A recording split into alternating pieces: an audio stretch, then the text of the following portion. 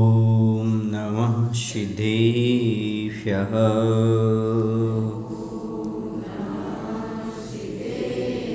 ॐ नमः सिद्धेभ्यः।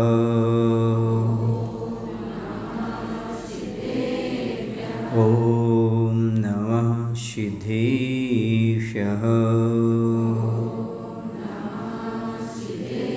कौनमुक्कारम् अर्हन्ताणमतहे विषेत्थाणम् आर्यवच्छायाणं लोयम्येषौषाहुणं लोयम्येषौषाहुणं। बोलिए अहिंसा परमो धर्म की। देवादिदेव श्री महावीर भगवान की। आचार्य गुरुदेव श्री विद्यासागर जी महाराज की। नवाचार्य श्री समय सागर जी महाराज की।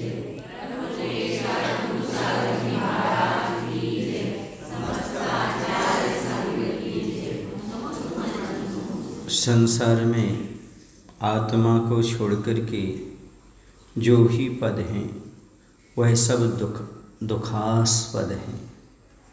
दुखास्पद के साथ साथ संकट के कारण हैं। पद स्वयं को भी दुख देते हैं, दूसरों को भी दुख देते हैं, स्वयं को भी संकट पैदा करते हैं और दूसरों को भी संकट पैदा करने वाले होते हैं।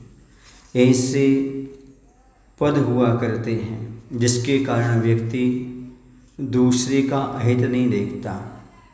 अपनी स्वार्थ सिद्धि के लिए वह कितने नीचे तक पहुंच जाता है कहा नहीं जाता। कहते हैं पद और पैसे के पीछे आदमी इतना गिर जाता है, कभी पैसा इतना नहीं गिरता। पैसा गिरता तो है पर पैसा इतना कभी नहीं गिरता जितना आदमी पद और पैसा के लिए नीचे गिर जाता है। कहाँ कहाँ तक पहुँच जाता है, कौन कौन सी याचना करता है, किन किन के हाथ पैर जोड़ता है पता नहीं। और जब पद प्राप्त हो जाता है तब दूसरों को कहता है मेरे हाथ पैर जोड़ो जब तुम्हारा काम चलेगा। स्वयं भी संकट में और दूसरों को भी संकट में डालने वाले ये पद हुआ करते। इसलिए हे भगवान इन पदों से हमें दूर ही रखे।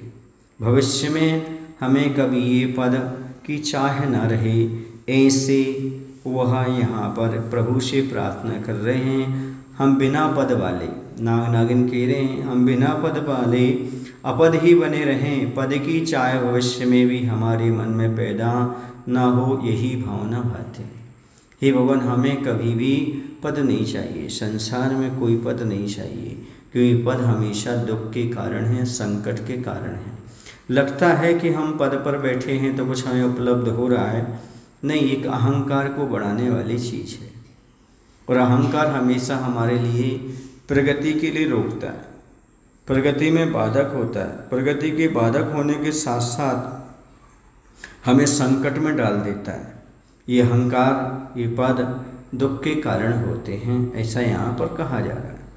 अब तो आपदों के मुख से पदों की, पद वालों की परिणति पद्धति सुनकर परिवार स्तंभित हुआ। चतुष्पदी गज यूथ भी स्पंदन शून्य हुआ यंत्रवत, और सबके पद हिम सम जम गए। वहाँ पर बहुत सारे जीव जंतु थे, इसमें हाथी का समूह भी था। तो अपदों के मुख से अर्थात जिनके पैर नहीं हैं, ऐसे नाग नागिन के मुख से पदों की और पद वालों की परिणति, रीति रिवाज, उनकी रीति नीति सुनकर के परिवार कीलिस्सा हुआ। चार पैर वाले हाथी भी परिस्पंदन से रहित यंत्रवत जड़ हुए। चार पैर वाले, मजबूत पैर वाले हाथी भी ऐसे वहाँ पर खड़े रह गए जैसे कि यंत्र कोई रखा हो। सबके पैर बर्फ़ के समान जम गए। जैसे पानी होता ना, बर्फ़ बन जाता था, हिलता डुलता नहीं, वैसे वो हाथी भी ऐसे वहाँ पर यंत्रवत खड़े रह गए, सुनकर के स्तंभित रह गए। और कहते हैं सा परिवार गज समाज को उदासी में डूबा देख आपे में आ सर्पों ने कहा क्षमा करें, क्षमा कहें, क्षमा चाहते हम।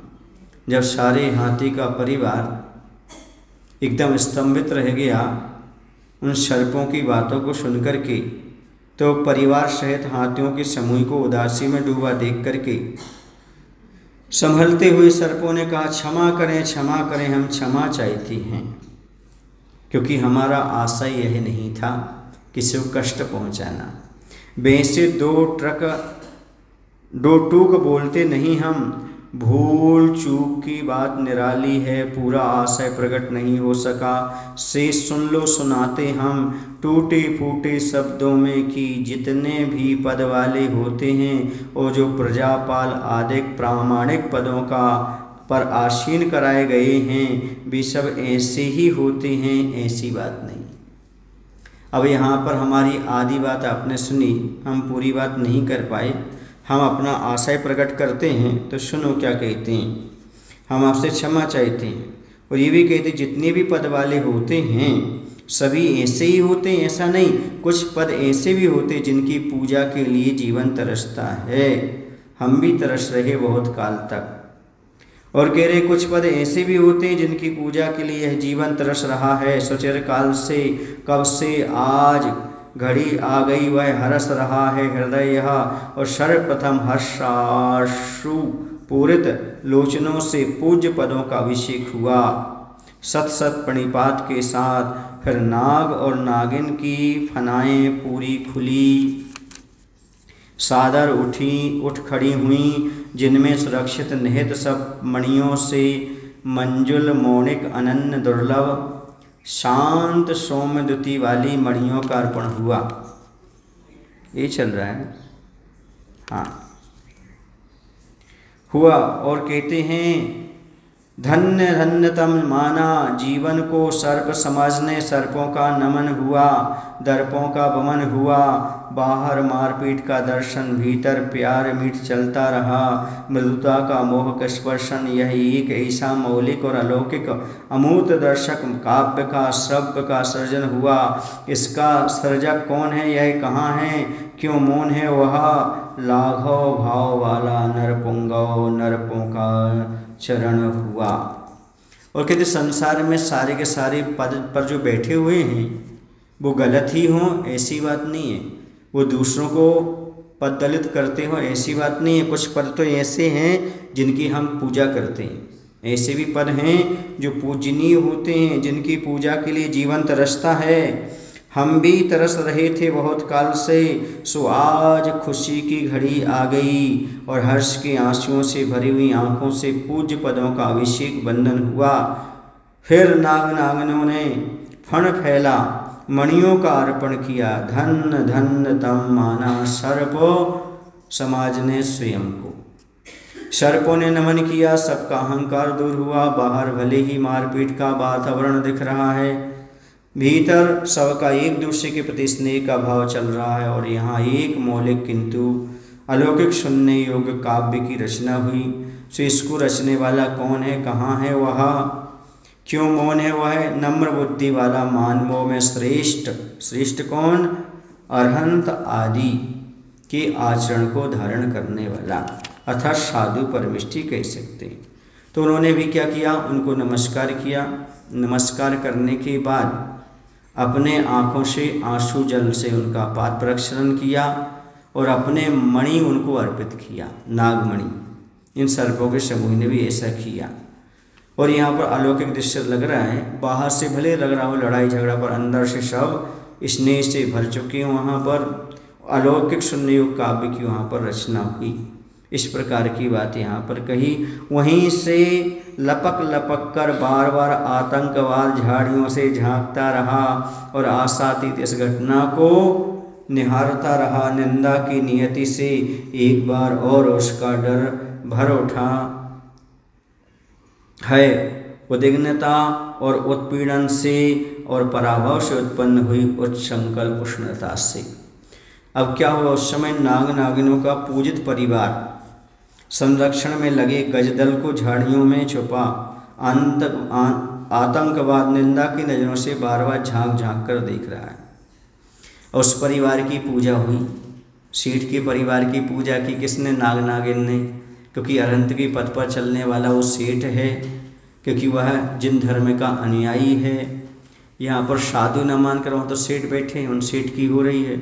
यह देख करके निंदा की नज़रों से बार बार झांक रहा है कौन, आतंकवाद, क्योंकि भाग गया था, झाड़ियों में छिप गया था आतंकवाद। कल्पना से बाहर एक घटना घटित हो रही है, उसे लग रहा है ये कैसा हो रहा है, किस प्रकार का हो रहा है, इसके सिवा और क्या कर सकता है। सबलों के सम्मुख बलहीन वह मुख, जैसे बलहीन होकर के कोई व्यक्ति छिप करके देखता है, इसकी दशा हो गई। कल्पना से बाहर घटित, उसने कल्पना ही नहीं की थी ऐसा होगा। वो तो सोच रहा था हम इस परिवार को नष्ट कर देंगे, पर मालूम पड़ा हम ही नष्ट होते चले जा रहे हैं। बाहर घटित इस घटना को देखकर वह पुनः अधिक भयभीत हुआ, व्याकुलित हुआ, उत्तेजना और मानहानि से उत्पन्न हुई स्वच्छंदता के ताप से, और फिर बलशाली के समक्ष निर्बल इसके सिवा कर भी क्या सकता है। जब सामने बलवान खड़ा हो तो निर्बल करेगा क्या? चुपचाप मन ही मन निंदा करता रहेगा, भयभीत होता रहेगा और मानहानि से अंदर अंदर जलता रहेगा और छिप छिप करके देखता रहेगा क्या हो रहा, क्या हो रहा, क्या हो रहा। और साधित मंत्रों से मंत्रित होते हैं 7 नींबू, प्रति नींबू में आर पार हुई है सुई काली और डोर बंधी है जिन पर, फिर फल उछाल दिए जाते हैं शून्य आकाश में काली मेघ घटाओं की कामना के साथ। मंत्र प्रयोग के साथ प्रतीक्षा की आवश्यकता नहीं रहती, हाथों हाथ फल सामने आता है, यह एकाग्रता का परिणाम है। अब क्या होता है, उसी समय तंत्र मंत्र चल रहा है, काले काले सघन बादलों की इच्छा के साथ ही साधित मंत्रों से मंत्रित, ऊपर काले काले बादल छाए और मंत्रों से मंत्रित 7 नींबू, कितने नींबू? 7 नींबू, जो कि काली डोरी से बंधे हुए हैं। किससे बांध दिए? काली डोर से, शून्य आकाश में उछाल दिए। वह फिर तुरंत ही फल सामने आ गया। यह वह एकाग्रता का परिणाम है, क्योंकि क्या हुआ वहाँ पर, मंत्र प्रयोग करने वाला सदा सही हो या दुरासही, इसमें कोई नियम नहीं है। मंत्र का प्रयोग करने वाले का आशय अच्छा भी हो सकता है और बुरा भी हो सकता है, इससे उसका कोई लेना देना नहीं मंत्र प्रयोग का। नियंत्रित मना हो, बस मन उसका नियंत्रित हो, यही नियम है, यही नियोग और यही हुआ। इससे कोई मतलब सिद्ध नहीं होता कि सामने वाले जो मंत्र सिद्ध कर रहा है उसका उद्देश्य अच्छा ही हो, उसका उद्देश्य दूसरे का गलत करना भी होता है, पर उसमें मन की एकाग्रता हो तभी मंत्र काम करता है, मंत्र का प्रयोग तभी काम करता है। अच्छा बुरा कैसा भी उद्देश्य, यदि मंत्र का प्रयोग करता है, स्थिर चित्त वाला हो, तो मंत्र नियम से कार्य करता है। और यहाँ पर यही घटना घटित हो रही है। घनी घनी घटाएं मेघों की गगनांगन में तैरने लगी, छा सा गया तामसता का साम्राज्य, धरती का दर्शन दुर्लभ हुआ। धरती जीवित है या नहीं मात्र पैर ही जान सकते हैं। रव रव नरक की रात्रि यात्रा करती आई हो, ऊपर वर्ण विचित्रता का विलय हो रहा। प्रारंभ हुआ प्रचंड पवन का प्रवाह, जिसकी मुट्ठी में प्रलय छिपा है। पर्वतों के पद लड़खड़ाने और पर्वतों की पगड़ियाँ धरा पर गिर पड़ी, पगड़ियाँ धरा पर गिर पड़ी। वृक्षों में परस्पर संघर्ष छिड़ा, कसकसाहट आहट, स्पर्श का ही नहीं अस्पर्श का भी स्पंदन होने लगा। मृदु कठोर का भेद नहीं रहा, गुरुतर तरुओं की जड़ें हिल गईं। कई वृक्ष शीर्षासन सीखने लगे, बाँस दंडवत करने लगी, धरा की छाती से चिपकने लगी। अब जैसे उसने 7 नींव आसमान में उछाले और मंत्र तंत्र कार्य अपना शुरू हो गया। और क्या हो गया, घने घने बादलों की काली काली घटाएं आकाश में डोलने लगी, क्योंकि मंत्र विद्या वाले क्या करते हैं, कार्य को अच्छा नहीं होना देते, कार्य को अनिष्ट करना चाहते। अब वह अनिष्ट भी करना चाहे, बस जिसने मंत्र सिद्धि की है, तंत्र सिद्धि की है, उसका मन स्थिर हो, पर उसकी तंत्र मंत्र विद्या काम करने लगती है। अब वो चाहे किसी का अहित कर रहा हो चाहे हित कर रहा हो, इससे मंत्र और उनको तंत्र मंत्र कोई मतलब नहीं रहता, वो तो अपना काम दिखाते हैं।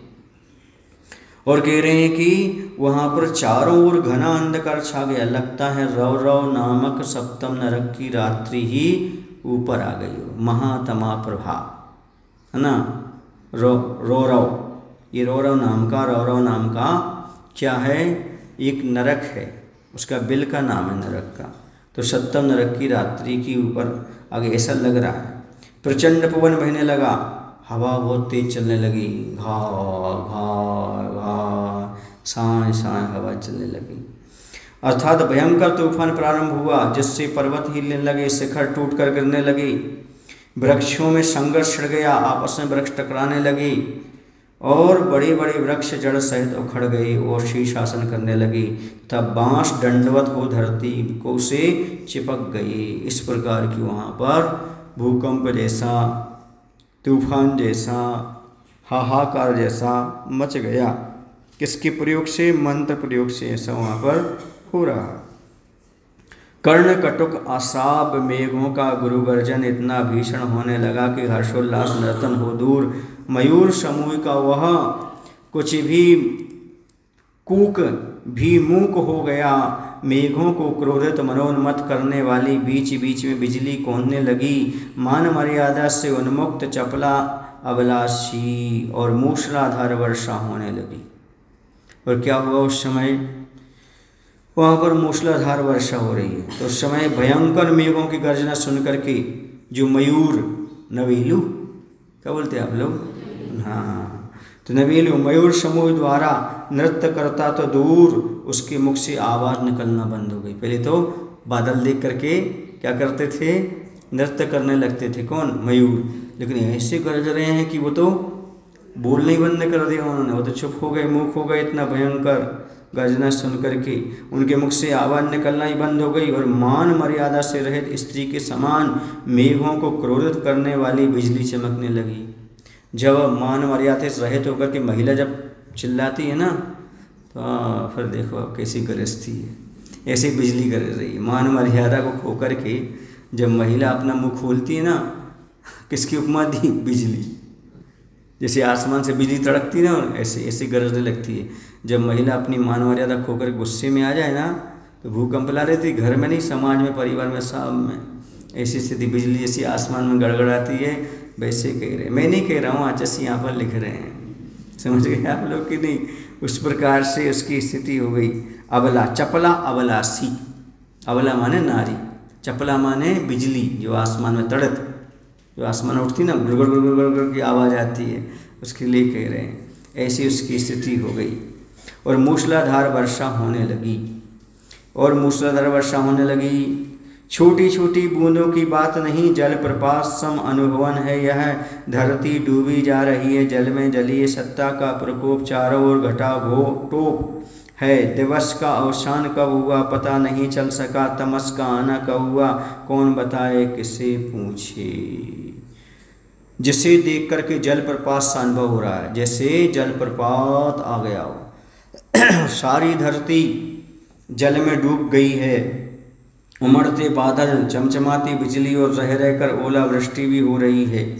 शीत लहर चलने लगी। फिर भला ऐसी स्थिति में निद्रा कैसे आ सकती? ऐसी नींद आएगी क्या ऐसी स्थिति में? नहीं, क्योंकि पाप और पुण्य फलों का अनुभव के लिए कह रहे हैं यहाँ पर। कैसे ऐसे हुआ कि बादलों का घुमड़ घुमड़ करके आना हो गया। बिजली का उमड़न चलता रहा। रुक रुक कर ओलावृष्टि होती गई। शीत लहर चलती गई। प्रलय प्रहर प्रहर ढलते गए। ऐसी स्थिति में फिर भला निद्रा वो आती कैसे और किसे इष्ट होगी वह? अर्थात कोई नींद ले सकता क्या उस समय? किसी को नींद लेना अच्छा लगेगा क्या? इष्ट लगेगा क्या? बिल्कुल नहीं। कालानुभूति, भोग और उपभोग के लिए काल और क्षेत्र की अनुकूलता भी अपेक्षित है, केवल भोग सामग्री की नहीं। कह रहे भैया, क्योंकि पाप और पुण्य के अनुभव के लिए बहुत अच्छी बात है।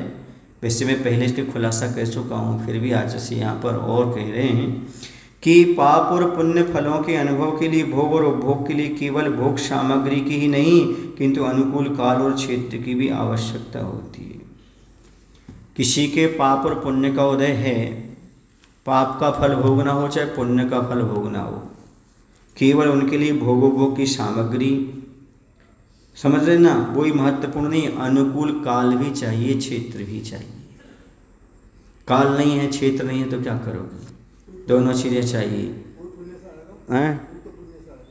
तो पुण्य और पाप होते हुए भी जरूरी नहीं है कि अनुकूल क्षेत्र मिल जाए आपको, अनुकूल काल मिल जाए। समझ आ रहा है ना? उसको भोग भी नहीं सकते, क्योंकि सामग्री पाने का पुण्य अलग है, उसको भोग पाने का काल और क्षेत्र मिलना अलग है। उसमें बहुत अंतर होता है। जैसे हमने एक बार आपको एग्जाम्पल दिया था कि शुगर की फैक्ट्री होना अलग है और स्वयं को शुगर हो गई तो शुगर का एक दाना खाना मुश्किल है। अनुकूल संयोग तो मिल गया, सामग्री तो मिल गई, सामग्री के जुटाने का पुण्य तो है पर भोग पाने का पुण्य नहीं है। समझ आ रहा? इससे बहुत सारे लोग हैं जिनके पास सामग्रियां तो हैं लेकिन उसको भोग नहीं पा रहे, कि उसका अभी द्रव्य क्षेत्र काल नहीं आया। काल और क्षेत्र की भी अपेक्षा चाहिए। किसी भी चीज़ का मिलना अलग है, उसका उपभोग कर पाना अलग चीज़ है, उपयोग कर पाना अलग चीज़ है। अब देखिए, आपको पुण्य से मान लो कोई चीज़ मिली है तो जरूरी नहीं कि आप उसको पुण्य में ही लगा दो।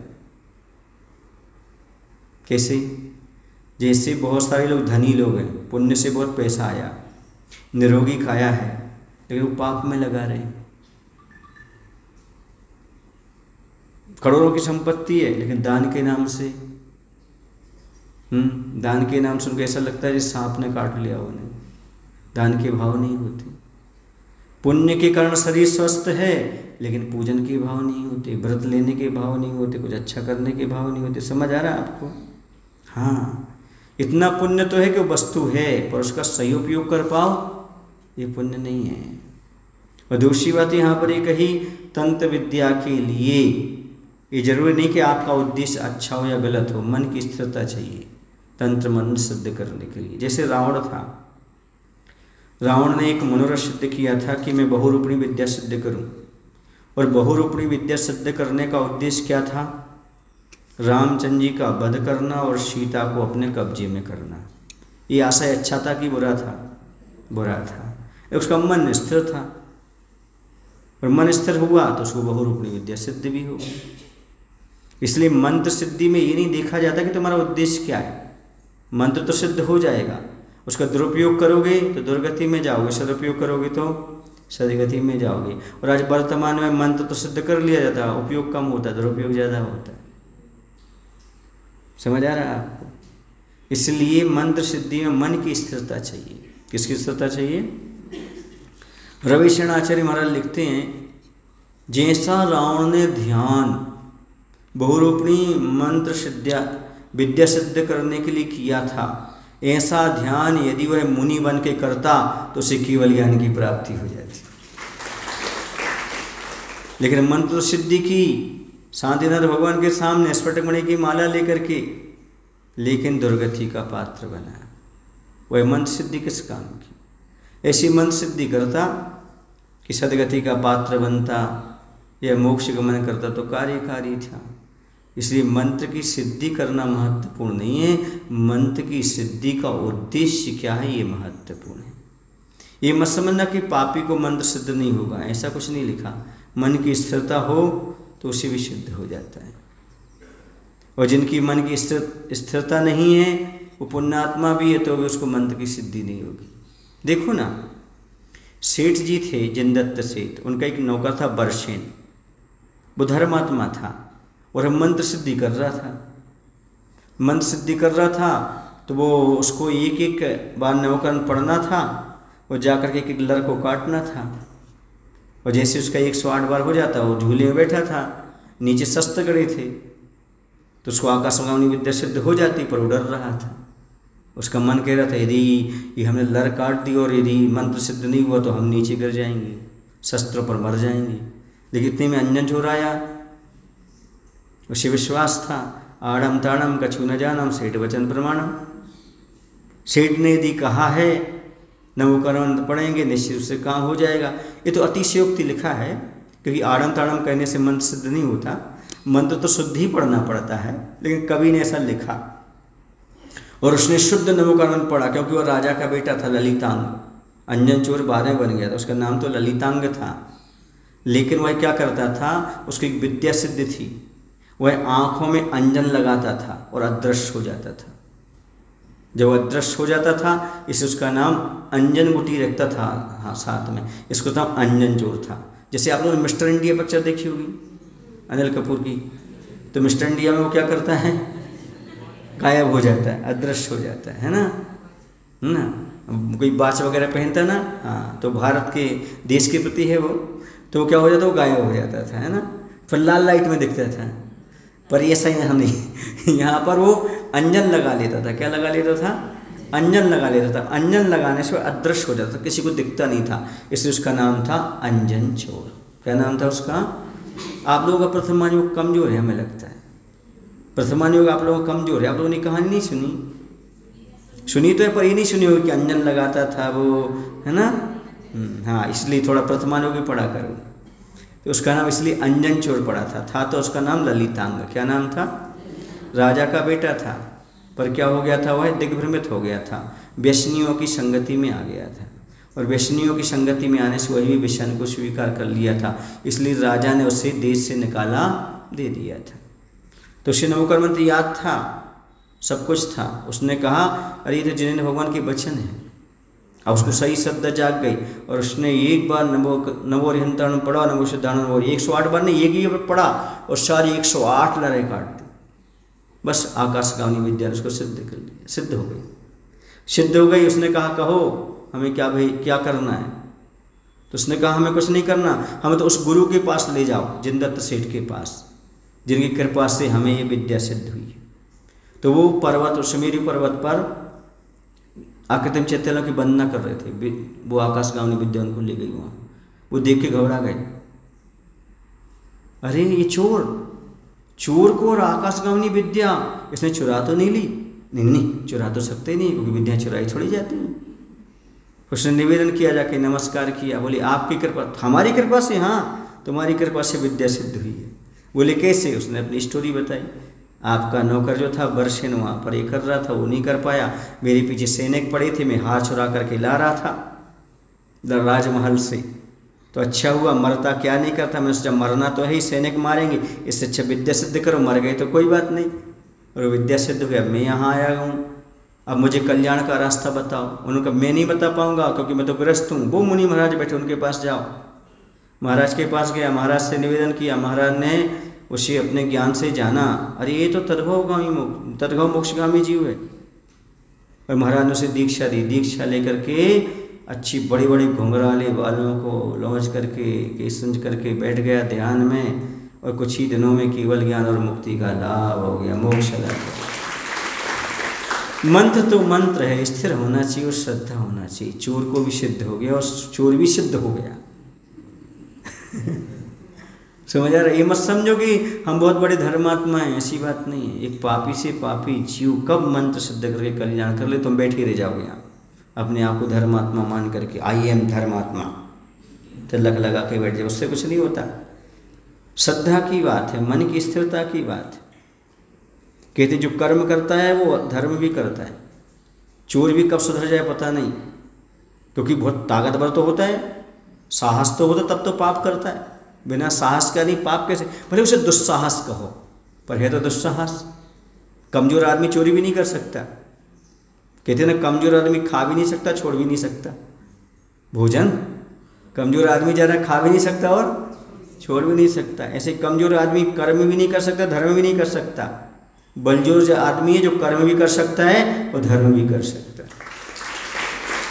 हाँ, शक्ति चाहिए, मन की प्रकृति चाहिए, ऐसा थोड़ी है। हाँ, कम में शूरा सो धम में शूरा, कम में वीरा सो धम में वीरा। जो कर्म में वीर है वही धर्म में वीर है। कर्म नहीं कर सकते, धर्म नहीं कर सकते आप। इसे तो कहते हैं कि बुढ़ापे में कर्म नहीं होता, धर्म भी नहीं होता। जवानी में कर्म होता है, जवानी में ही धर्म होता है। अब बुढ़ापे में क्या करोगे? कुछ नहीं करोगे, ना धर्म कर पाते ना कर्म कर पाते, फिर क्या करते हो? हाँ, सेवा करो और भाव न भाव कि अगला भाव में अच्छा मिले, हम कल्याण कर सके। समाधि की तैयारी करो। ज़्यादा नहीं होता, क्योंकि इंद्रियां शिथिल हो जाती हैं, शरीर शिथिल हो जाता है। वृद्धावस्था ऐसी होती है। किसी ने तो वृद्धावस्था के बारे में लिख दिया, बुढ़ापा बहुधा बचपन का पुनरागमन। जैसे बचपन में हरकतें हो जाती हैं, ऐसे बुढ़ापे में हरकतें हो जाती हैं। एक गांव में एक सज्जन थे, ब्रह्मचारी जी के पिताजी। वो भोजन करने के बाद 2 घंटे बाद कहते थे हमें भोजन दो। अब बोलो, रात में भोजन मांगने लगते थे और कहते अभी रात थोड़ी है। तो भैया बुढ़ापे में बुद्धि स्थिर रहे भी पुण्य का उदय। नहीं, बुढ़ापे में बुद्धि काम नहीं करती। जैसे बच्चों की बुद्धि काम नहीं करती, ऐसी बुढ़ापे में बुद्धि काम नहीं करती। वो गांव के लोगों से कह देते थे ये हमें भोजन नहीं देते, जबकि 2 घंटे पहले भोजन किया, 1 घंटे पहले भोजन किया। ऐसी बुद्धि हो जाती है। कहते हैं ना 60 के बाद सटे आ जाते हैं ना, तो कई लोगों को देखने में ऐसा आता है।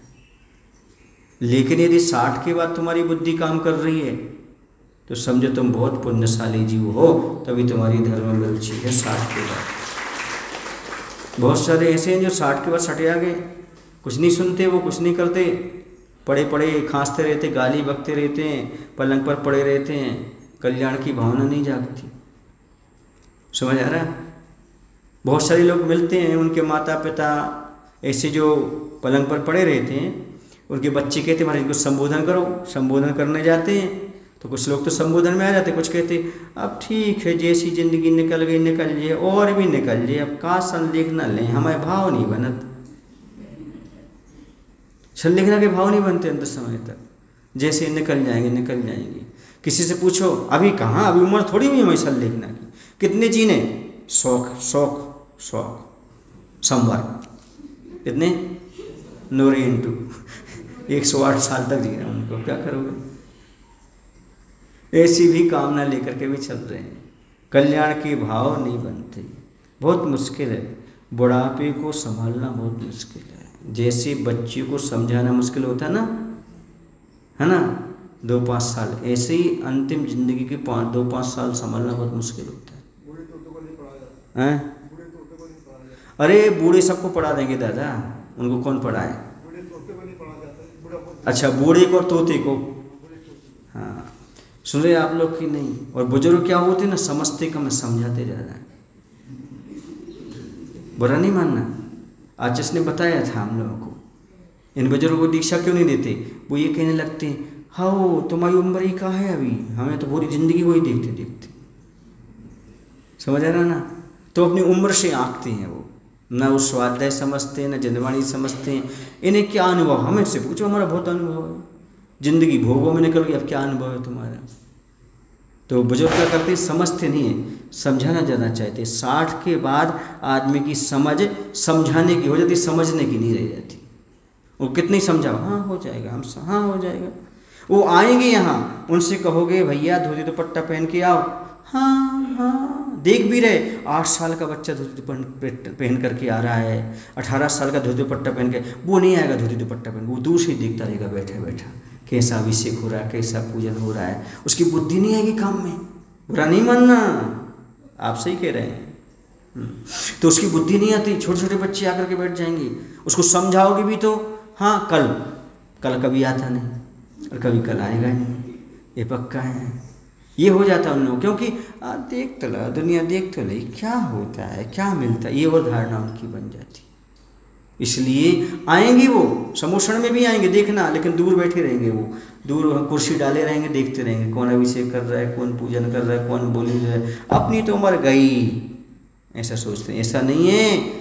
यदि अभी आपकी 1 साल 2 साल 15 दिन ही बच्ची हैं और हाथ में ताकत है तो अभिषेक कर लो, पूजन कर लो, जीवन को धन्य बना लो। ये मत सोचो हमारी तो उम्र हो गई, पर खा क्यों रहे, खाने की उम्र भी तो हो गई, सो क्यों रहे, सोने की उम्र भी तो हो गई।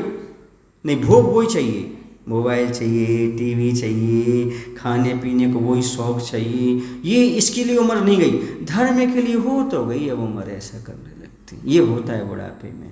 ये तो पुण्यशाली हैं जो यहाँ बैठे हुए हैं, समझ रहे ना, वृत्ति बन करके बैठे पुण्यशाली हैं, इनकी उम्र अच्छी है, इनकी बुद्धि काम कर रही है, ये समझो। वरना वो ही लगे रहते कहाँ, उद्योग में, वो ही करोड़ों रुपये कमा रहे होते, जैसे बेटे कमा रहे। अब बेटे कमा रहे, हमें नहीं कमाना, हमें धर्म कमाना। तो समझिए कि बहुत भवितव्यता अच्छी है, ये आगे चल के 2-4 भाव मोक्ष जाएंगे, निश्चित है ऐसे जीव, सब छोड़ करके बैठे हैं। तो कितने बड़े बड़े शहरों में रह कर के भी, दिल्ली बम्बई में रह कर के भी क्या भाव आया, मुझे कल्याण करना है, मुझे आत्म कल्याण करना है। क्या कमी थी घर में, सब ऐसे आराम था, नौकर चाकर थे, सब कुछ थे, यहाँ क्यों बैठे, कहाँ कोठरी में पड़ी, ना पंखा ना कूलर ना कुछ, क्यों, हमें कल्याण करना है। अब बहुत भोग लगी जीवन में, अब कुछ नहीं रखा, गुरु के चरणों में चलो, प्रभु के चरणों में चलो, वहीं पर सब कुछ है। ये भाव किसके होते हैं, जिसकी कल्याण होना हो। हर किसी के भाव नहीं होते, वरना 90 साल में भी होटलों में जा रहे खाने के लिए, कहाँ जा रहे हैं? कलकत्ता जाके देखो आप, 75 साल की उम्र में भी ब्रह्मचर्य व्रत नहीं है उनका। कितनी? आपको कैसे मालूम महाराज जी? सुनो बताते हैं आपके लिए। बीना बारह में थे हम, 2005 की बात हो सकती है। उस समय एक ब्रह्मचारी रहते थे, शांतालाल जी, शांतिलाल ब्रह्मचारी रहते थे, अपने संग बुजुर्ग थे, आसाम के थे। हाँ, वो रहते थे, आचस्य के परम भक्त थे। आचस्य को रख लिया था, 10 प्रतिमाएँ थी उनकी, वो रहते थे। तो जहाँ हम थे उसी कक्ष में वो बैठते थे। तो उनके यहाँ बुजुर्ग लोग आते थे, मारवाड़ी लोग। तो एक कलकत्ता के 2-3 सज्जन आए, बुजुर्ग थे, उनको समझा रहे थे, देखो तुम लोगों की इतनी उम्र हो गई, अब तुम लोगों को प्रतिमा लेना चाहिए, धर्म में लगना चाहिए, ऐसा होना चाहिए, वैसा होना चाहिए। समझे लास्ट में वो आ गए, ब्रह्मचर्य पालन करना चाहिए। क्या करना चाहिए? ब्रह्मचर्य का पालन करना चाहिए। एक बुढ़ा था 75 साल का, वो ब्रह्मचर्य व्रत नहीं ले रहा था, अष्टमी चतुर्दशी भी नहीं ले रहा था। कौन सी? उन्होंने समझाया अष्टमी चतुर्दशी ब्रह्मचर्य व्रत पालन करो, उसने मना कर दिया। तो बोले एक काम करो, 14 संतोष व्रत ले लो, अपनी स्त्री में संतुष्ट रहेंगी। तो भी नहीं लिया उसने। सुन रहे कितनी उम्र में? 75। इसलिए कह रहा हूँ, ये तो पुण्यशाली जीव हैं जो यहाँ करके आजीवन ब्रह्मचर्य के प्रतिमा लेकर के पालन कर रहे हैं। ये वरना कहाँ आज के युग में, आज के युग में तो भोग के अलावा कुछ नहीं। हमें लगा भैया आचार्य विद्यासागर जी मिल गए, अच्छा हुआ अपन को। ये देखो इनको नहीं मिले, ये 75 साल में भी नहीं छोड़ पाए, और अपन 25 के नहीं हुए और छोड़ के बैठ गए। ये किसकी कृपा है? हमारे गुरु विद्यासागर महाराज, जो अपन को सद्बुद्धि आ गई, अपन समझ गए। समझ आया ना? क्योंकि पाप करने की कोई उम्र नहीं है और धर्म करने की भी कोई उम्र नहीं है। अनादिकाल से हमारी आत्मा भटक रही है, पाप के संस्कार भी अनादिकाल से, अभी से नहीं है। समझ आ रहा है? छोड़ने के भाव होना बहुत बड़ी बात है। इसलिए यहाँ पर कह रहे हैं कि समझो इस बात के लिए कि हमारे जीवन में हमें करना क्या है, क्या नहीं करना है। क्योंकि पाप और पुण्य फलों के अनुभव के लिए, भोग और उपभोग के लिए केवल भोग सामग्री की नहीं, किंतु अनुकूल काल और क्षेत्र चाहिए। कलकत्ता में ऐसा काल और क्षेत्र नहीं है जैसे बुंदेलखंड में है, जैसे आज सदलगा में है। ऐसा काल और क्षेत्र वहाँ मिलिच खंड में नहीं है। वो मिलिच खंड जैसा है। जरा जाओ वहाँ पर, मात्र भोग और भोग के अलावा कुछ नहीं। ना कोई प्रवचन करने वाला, ना सुनाने वाला, ना सुनने वाला, ना मुनि की दर्शन, ना कुछ। बहुत जगह ऐसे स्थान है मुनि तो एक कॉलोनी में सिमट करके रह जाते, इतने बड़े शहर में कहाँ जाएंगे? वहीं पर आहार, वहीं पर रुकना, वहीं पर सब कुछ ऐसा होता है। तो लोग तो पुण्यशाली हो, तुम्हारे घर घर महाराज आ जाते हैं। बोलो ना भाई। और आपको सौभाग्य मिल रहा है इतना बड़ा समोषण में, इसके बाद भी न चीते कोई, तो समझना उसका तो फिर दुर्भाग्य ही है। यदि इसके बाद भी विधान में ना बैठ पाए, ना आ पाए, तो समझना उसे किसी न किसी दुर्गति ने चपेट लिया है। कहीं न कहीं दुर्गति का आश्रय करके बैठा है वो, तभी तो इतने महान समोषण में उसको बैठने की इच्छा नहीं हो रही। धोती दुपट्टा पहन के नहीं आ पा रहा वो, तो समझ लेना कि उसकी भवितव्यता ठीक नहीं। क्योंकि ये तो चतुर्निकाय के देव आकर के भगवान की आराधना पूजन करने के लिए बैठते हैं। समझ आ रहा है आपको? ये विषय आ गया, इसलिए कह रहा हूँ कि ये पुण्य को भोगने के लिए भी समय चाहिए, उसका सदुपयोग करने के लिए। पैसा है, बुद्धि है, शरीर है, समय है, फिर भी नहीं आना, मतलब समझो दुर्गति की चपेट में है वो आदमी। सदगति के भाव नहीं, कल्याण के भाव नहीं, तभी तो उसके अंदर ऐसी अनुकूलता नहीं हो तो कोई बात नहीं, सब अनुकूलता है। बेटे हैं, सब काम कर रहे हैं, पत्नी है, सब कुछ सब चल रहा है, लेकिन नहीं, आलस, सोएंगे, खाएंगे, पिएंगे। क्यों? क्योंकि दुर्गति में जाना है। हाँ, वरना ऐसा कौन योग छोड़ेगा, ऐसा कौन संयोग छोड़ेगा कि नगर में 24 समोषण लग रहे हों और हम खेत में बैठे हों। अरे 7 दिन नहीं होगा तो क्या हो जाएगा, थोड़ा लेट हो जाएगा तो क्या हो जाएगा, दुकान लेट खुलेगी तो क्या होगी, कम से कम 6 से 9 बजे तक तो हम भगवान के समोषण में रहेंगे। हमें सौभाग्य मिला है, बार बार नहीं मिलना ये सौभाग्य। जीवन द्वारा मिल जाएगा, लेकिन समोषण द्वारा मिल जाए जरूरी नहीं है। समझ आ रहा है आपके? नहीं, खेत द्वारा मिल जाए, लेकिन आपके लिए द्वारा समोषण मिल जाए, इतनी अनुकूलता मिल जाए, इतनी सहजता से मिल जाए, आपके नगर में लग जाए, ये कोई ज़रूरी नहीं है, लेकिन आपको सौभाग्य मिला है, इसलिए एक ना एक दिन धोती दुपट्टा पहन करके समूषण में अभिषेक पूजन जरूर कर लेना, यदि दुर्गति से बचना चाहिए।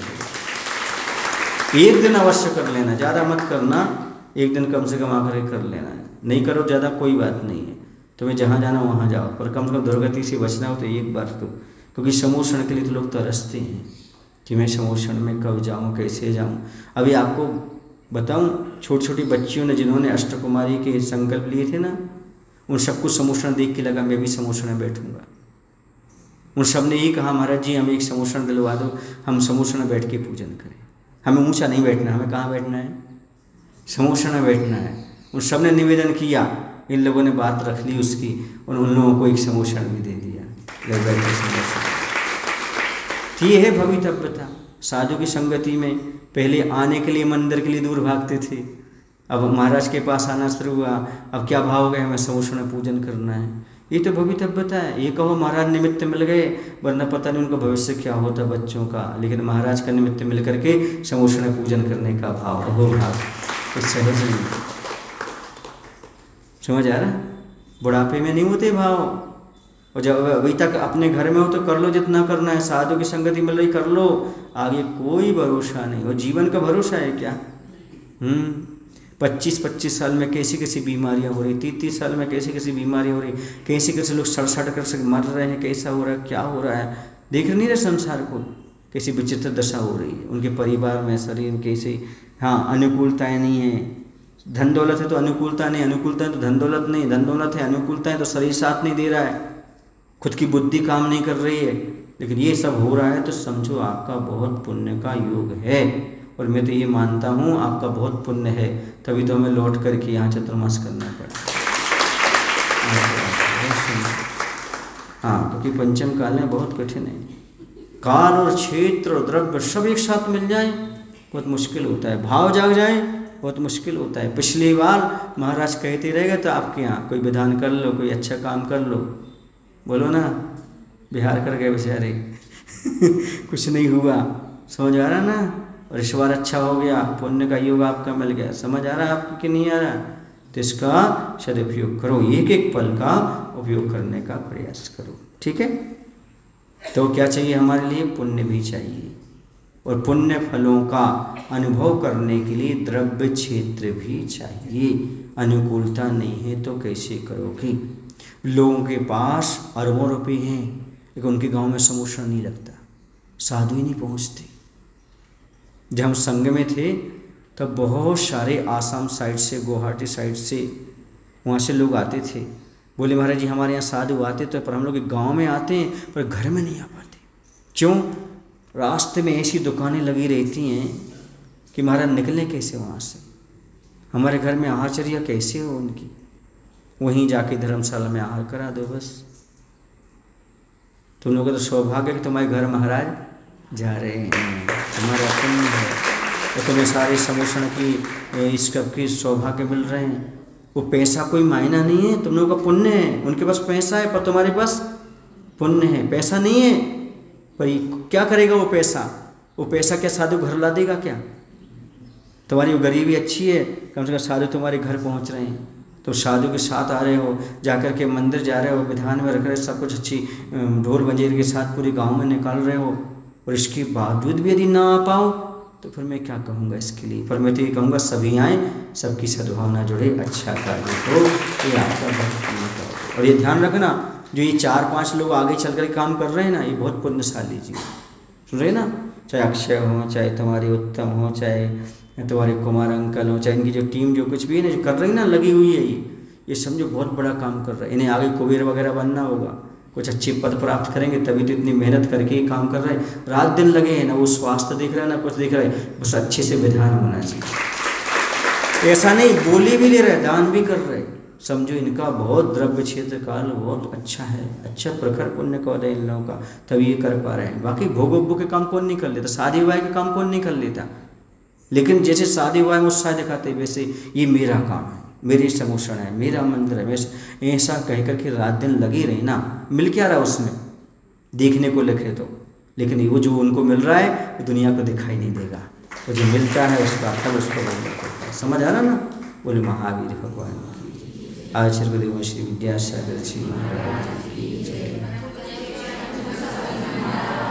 हे प्रभु, हम सभी को इतनी शक्ति, इतनी बुद्धि देने की कृपा करो ताकि हम सभी लोग अपने जीवन में जो कुछ भी पुण्य से मिला है उसका सदुपयोग कर सके।